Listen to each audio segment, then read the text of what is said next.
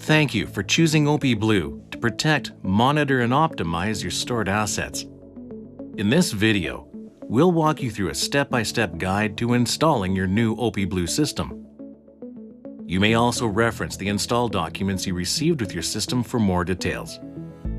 The video will cover site readiness, component installation, and setting up your OP Blue system.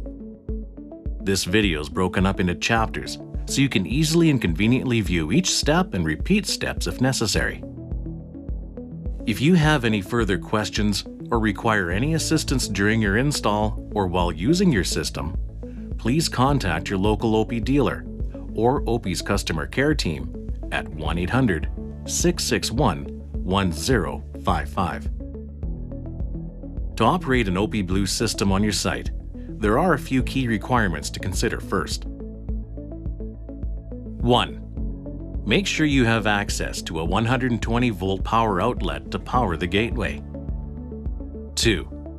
The bins that'll have cable nodes installed must be within half a mile or 800 meters of where the gateway is going to be installed. 3.